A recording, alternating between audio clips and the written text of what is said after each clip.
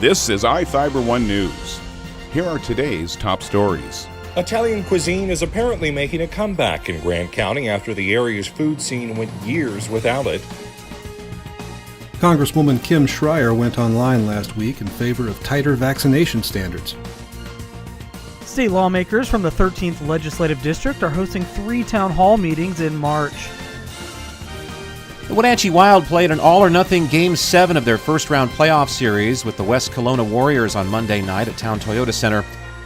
From the iFIBER 1 newsroom, this is iFIBER 1 News. And it starts now. Italian cuisine is apparently making a comeback in Grant County after the area's food scene went years without it. La Cucina de Sofia, which opened last summer, offers a more formal dining setting, and NS Italian Fresh caters to Italian food lovers on the go.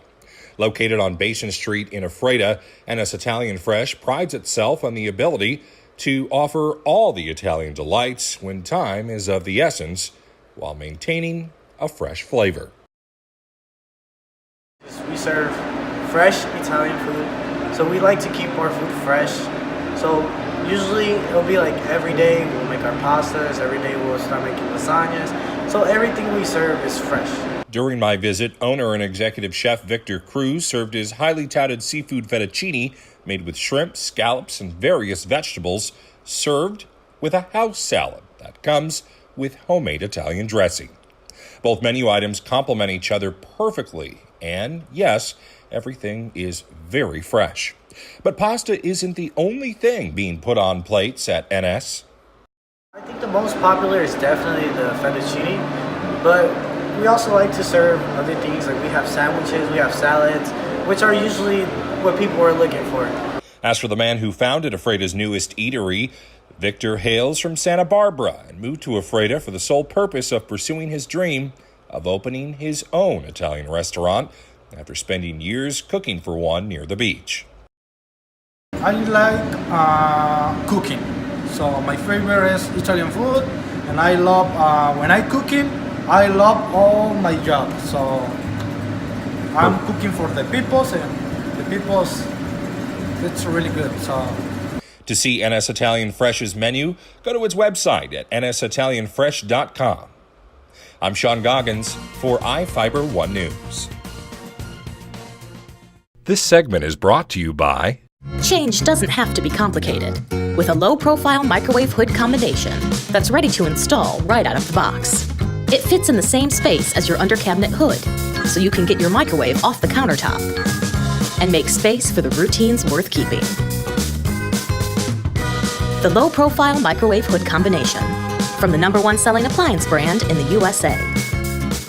Whirlpool Appliances, now available at more furniture in Ephrata. Congresswoman Kim Schreier went online last week in favor of tighter vaccination standards, pointing to a measles outbreak that sickened scores of people and kept 800 Washington kids home from school. Schreier, an 8th District Democrat who's also a pediatrician, published an op-ed March 8th on The Hill, one of D.C.'s major policy news sites. She went on the record in favor of Washington State House Bill 1638, which would do away with one loophole that lets parents avoid immunizing their kids, and says she's working on a federal bill that would help the CDC counteract false anti-vaccine propaganda. The 71 cases of measles detected in Clark and King County have forced more than 800 students statewide to stay home from school, considered to have been exposed by their infected classmates. HB 1638 was crafted to remove the philosophical or personal exemptions that parents can cite when declining the childhood vaccine for measles, mumps, and rubella. Anti-vaccine campaigners have protested the moves, but decades of medical research find no evidence that vaccination poses a hazard. Schreier wrote in her op-ed, "The real fear here should be of a potential epidemic of measles or whooping cough, not the immunizations, which have been proven safe and effective at preventing those diseases for decades." Jefferson Robbins, iFIBER 1 News. This segment is brought to you by Your taste buds bored? Well, then bring them to Jay's Teriyaki. Not only does Jay's have a variety of teriyaki dishes, they also offer mouth-watering salads and sides. Call Jay's 509-764-5155. Jay's Teriyaki, located at 123 East Broadway in Moses Lake, because it's all in the sauce.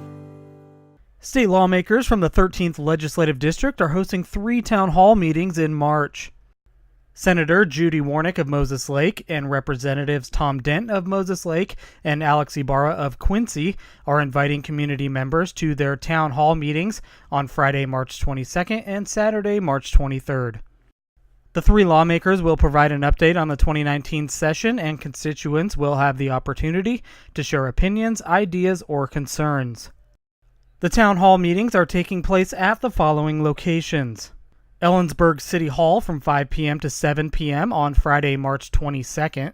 The Davenport City Courthouse from 10 a.m. to noon on Saturday, March 23rd. And the Big Bend Community College ATEC building in Moses Lake from 3 p.m. to 5 p.m. on Saturday, March 23rd. For more information on the town hall meetings, contact one of the three lawmakers' district offices. This is Joe Utter for iFIBER 1 News. The Wenatchee Wild played an all-or-nothing Game 7 of their first-round playoff series with the West Kelowna Warriors on Monday night at Town Toyota Center after coming through in a must-win situation to stay alive in Game 6 of the series less than 24 hours earlier on home ice. Wenatchee skated evenly with the Warriors through the first half of Period 1 and then got themselves into a spot of trouble by surrendering the first two goals of the contest only 53 seconds apart at 13:25 and 14:18 of the first. Trailing by a 2-0 count after 20 minutes of play, the Wild knew that they had only 40 minutes remaining in their season unless they could find a hero to help dig them out. Enter forward and team captain Lucas Sauter, who single-handedly not only got Wenatchee back to even terms with West Kelowna in less than 5 minutes after the start of period number 2, but whose natural hat trick gave the Wild a lead they would never relinquish. Sauter's toughest of tricks gave him his 4th, 5th, and 6th goals of the postseason and was tallied in the short span of only 9 minutes and 8 seconds, including the capper, which was scored shorthanded. Sauter's back-to-back-to-back markers gave the Wild a sudden 3-2 lead, which was up to 4-2 by forward P.J. Fletcher, who notched his second playoff goal just 2 minutes and 34 seconds later. Wenatchee kept the 2-goal margin going into the final stanza, but saw it shrink back to 1 when the Warriors scored at 8:39 of the third to make it 4-3. The Wild were able to buckle down from there, however, and not only shut out West Kelowna the rest of the way, but also potted a pair of insurance markers in the game's final 2 minutes and 15 seconds, including Fletcher's second of the contest and third of the postseason, and forward Brian Adams' empty netter and first playoff goal with only 29 seconds remaining to give Wenatchee a 6-3 victory in the game and a 4-3 win in the series. Starting goaltender Austin Park went the distance in the crease for the Wild, making 34 saves and upping his postseason record to 3-1. Wenatchee outshot the Warriors 39-37 in the game and were 0-2 on the power play and 2-3 on the penalty kill. The Wild now advance to the second round of the BCHL playoffs and will have home ice advantage against their next opponents, the Cowichan Valley Capitals. Reporting for iFIBER 1 Sports, I'm Chris Hansen. This is iFIBER 1 News. For more information on these stories and other news, visit us online at ifiber1.com or check us out on Facebook.